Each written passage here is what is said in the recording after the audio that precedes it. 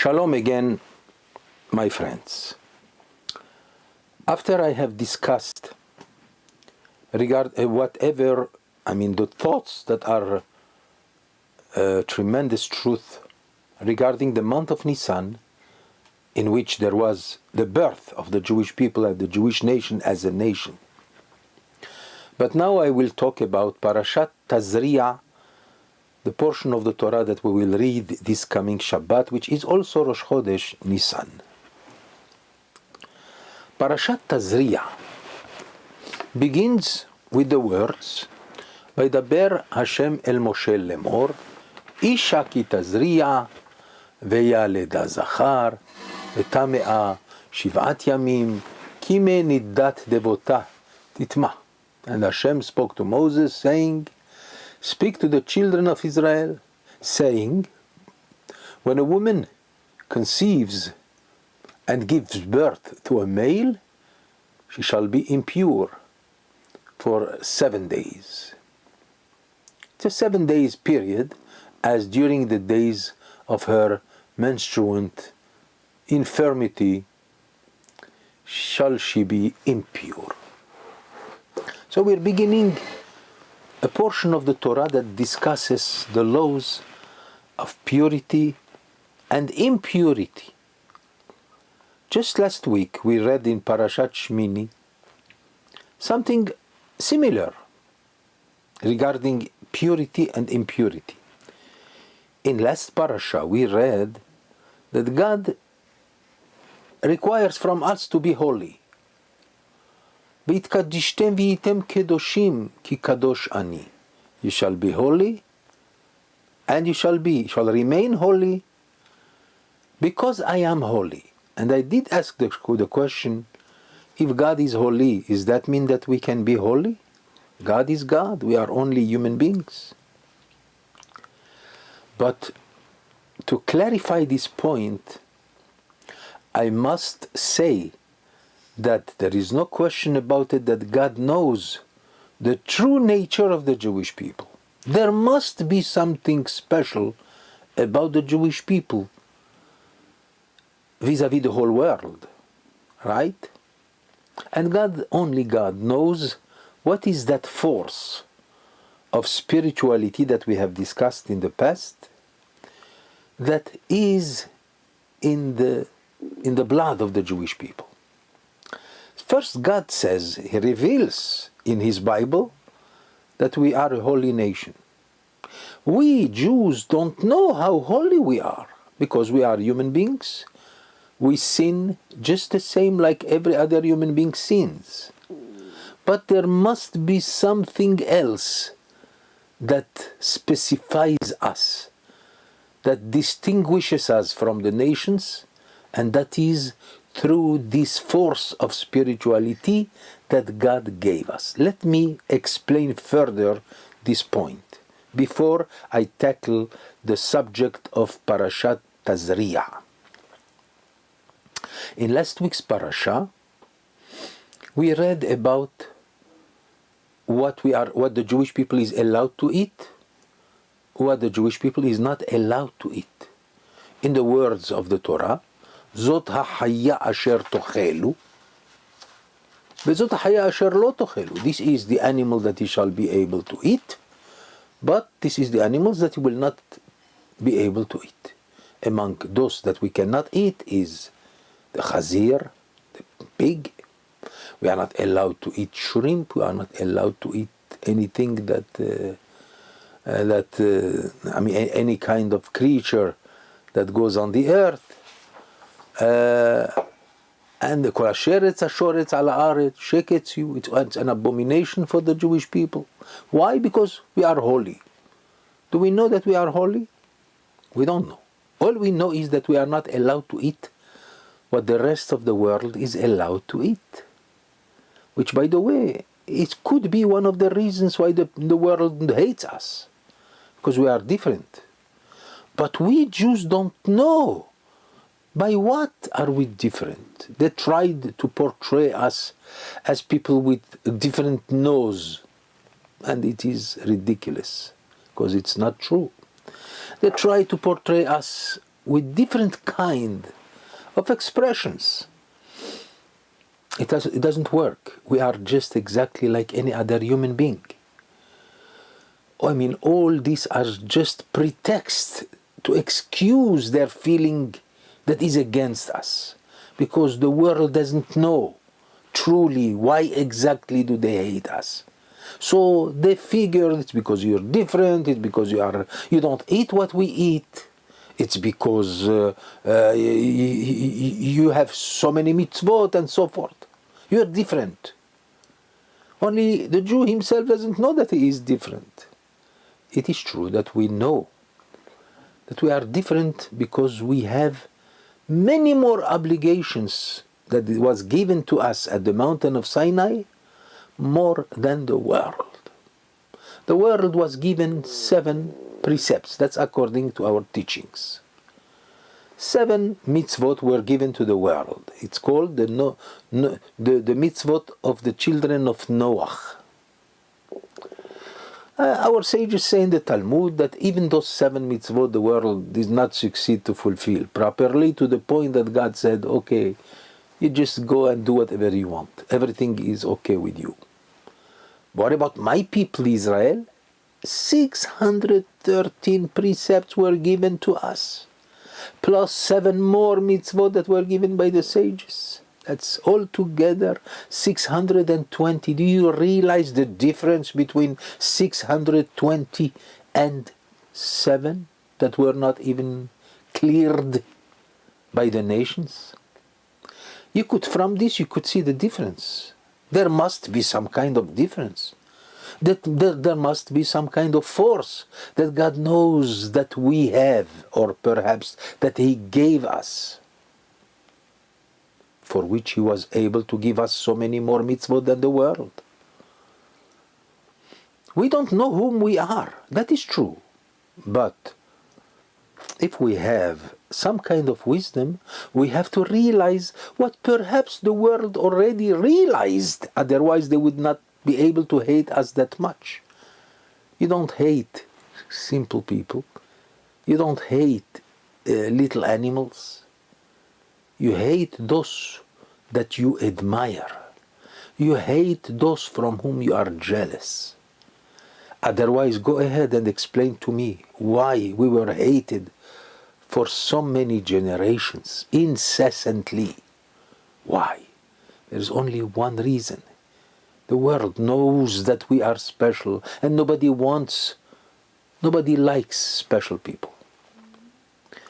Of course, our deeds prove to the fact that we are not special. We are just the same. But somehow God knows that we have some nature that is stronger than others. Otherwise, the world would not pay attention to us. Why is it that they pay attention so much to us? Because they know, their instinct knows that we were given something very special. Watch. At the mountain of Sinai, God asks us, would you like to receive the Torah? What was our reply? Na'aseh v'nishma. Yes, we accept, and we shall understand later. That has no logic. According to the Midrash, when God asked the nations, He asked them, would you like to receive the Torah? Number 1, they asked, what is written there? That I call logic. Yes. You cannot blame them for saying, Maktiv ba, what is written in it. Tell us first what is written. That's plain human logic. So perhaps the Jewish people is not human for saying, yes, we accept before we know what's going on. Or perhaps we are crazy. No, we are not crazy. It's just that God has inspired us with a certain spiritual force by which we go up to today. And that was the reason why we accepted the Torah even before we know what is written there. We accepted the 620 mitzvot of the Torah, 620 obligations, daily obligations, without even knowing what the Torah is going to tell us, what to forbid us, what not to forbid us. Did we know that we are going to be forbidden to eat certain types of animal that are delicious? The world enjoys so many other things that they eat, we cannot eat. Perhaps it's not fair, because we don't even know why. The Torah did not tell me why the chazir is forbidden. Maximum, our sages said in the Talmud, why do we call the pig chazir in Hebrew? From the verb lachzor. He's coming back, which means at the end of time, the chazir will be allowed for the Jewish people to consume. That doesn't make sense. Who cares about eating it now or then or what? The point is why? Why are we forbidden to eat something that the world eats? And don't tell me because it's healthier. I mean, do you think really the Jewish people is healthier than the nations? I know many people of non-Jews that lived to be more than 100. And they are strong and everything. Nothing happened to them. Even if there is some kind of truth in what they say, that the pig is not. Okay, what about the other creatures? What about the other things that they eat? That's not the point. The point is because God knows the secret of that nation which He chose, which He has chosen, and He inserted in them a certain force by which we accept even before we understand, by which we do Brit Milah, circumcision on the 8th day after birth, which is crazy. I mean, we take a baby, we waited for that baby for a long time. I mean, we prayed for a baby when finally God gave us. This is the most cherished and precious possession that we have. And yet, after 8 days since his birth, you bring him to the mohel and he practically applies surgery on him. And he circumcises him. Very painful. How can you do this to a baby that you prayed for to have? Well, God says we have to do it. So we have to do it. Like in this parasha, in this portion of the Torah that we will read this Shabbat, we says, Ubayom Hashemini imol besar orlato. On the 8th day of his birth, you shall circumcise him. And now tell me, the Jewish people is not crazy? Of course we are crazy. Or perhaps we can say that God knows what the Jewish people is capable of doing because He has that kind of force that we cannot define. We don't know, but God knows. Because otherwise, tell me how come we accepted the Torah that we don't know what the Torah is going to ask from me? Shabbat, on the 7th day of the week, you are not allowed to work. You could be making millions every day. On Shabbat, you cannot make any, not even a penny. That's being a Jew. The cost of being a Jew. Circumcision, the cost of being a Jew. Unbelievable. Learning Torah every day. There is not one nation that is obligated to learn every day any kind of philosophy. But we are under the obligation to learn Torah every day. To put tefillin every day. To put tzitzit every day. To pray every day 3 times a day.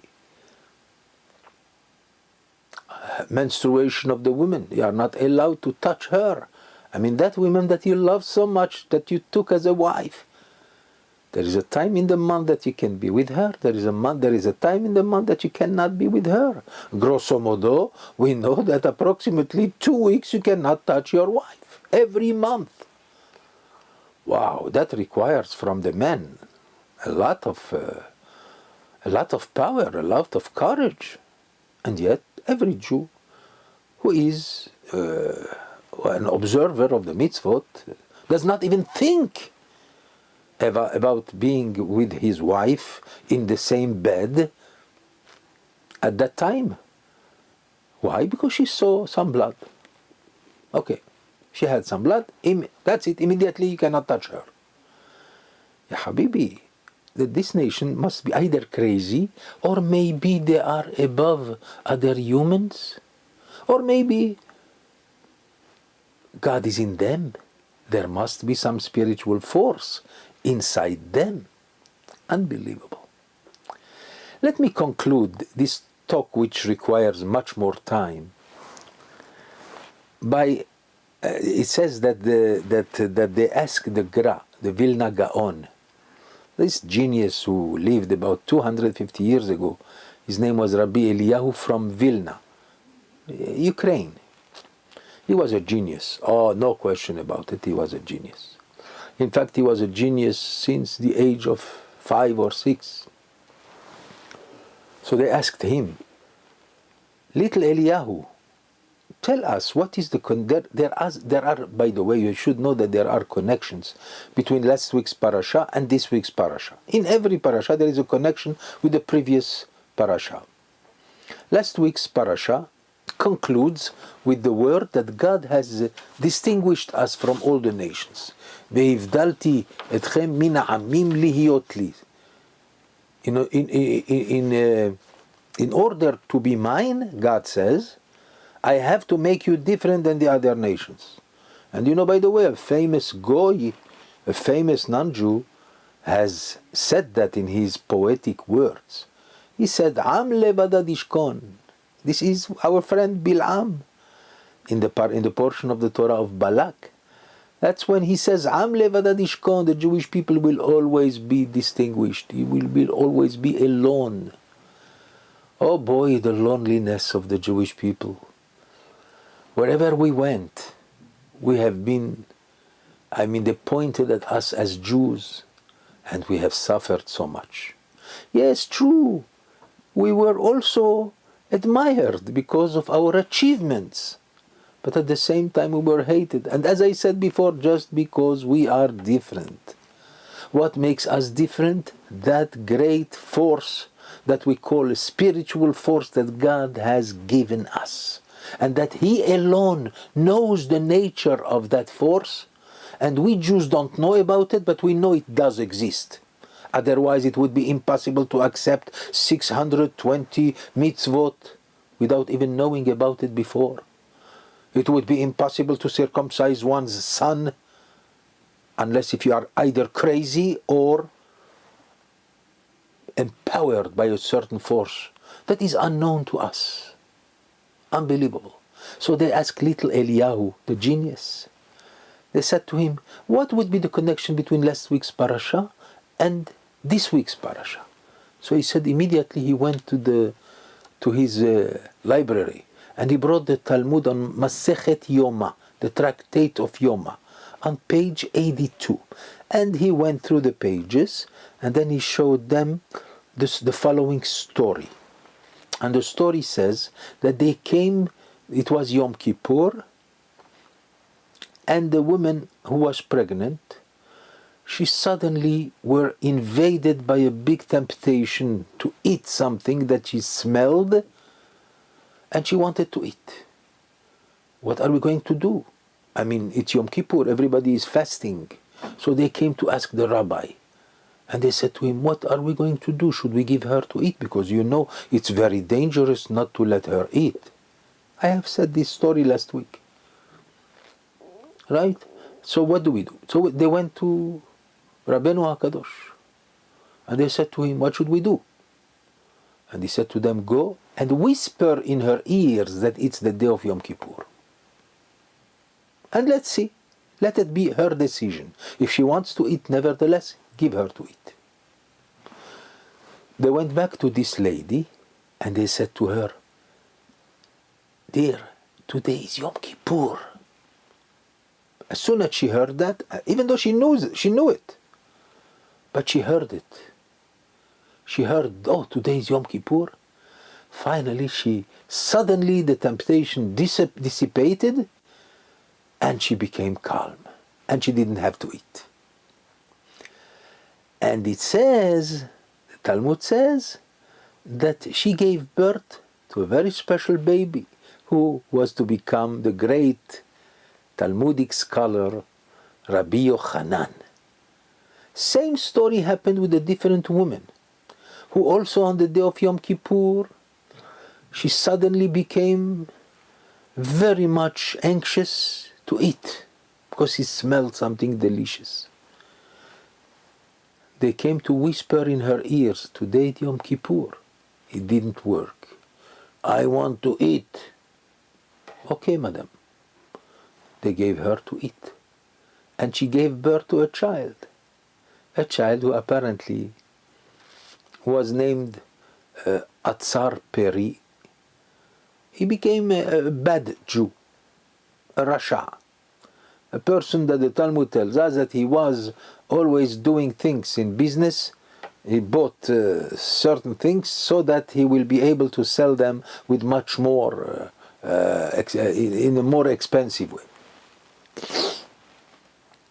That tells us that there is a difference between this and what made that woman, the first one, to be calm. That spiritual power. We understand. The second one refused to listen to that spiritual force that she has, and that's exactly the reason why she brought to the world something, a baby that is negative. Let's put it this way. But the Vilna Gaon said this is the connection between last week's parasha and this week's parasha. Last week's parasha concludes with the words Ben Chaya Asher Te'ach, between the animal. Chaya in Hebrew means animal, and this is what you have to eat, the animal that you can eat, and the Chaya Asher Lo Tochelu, and the animal that you cannot eat. There's only one more thing. In Hebrew, the word Chaya, which usually means animal, it means also a woman who is about to give birth. Like we find in the book of Shemot, in the beginning of Shemot, it says, Ki chayot henna, beterem tavo alehem amyaledet v'yaladu. Remember when the Jewish people were in Egypt? So the women gave birth to many people, according to the Midrash, to many babies.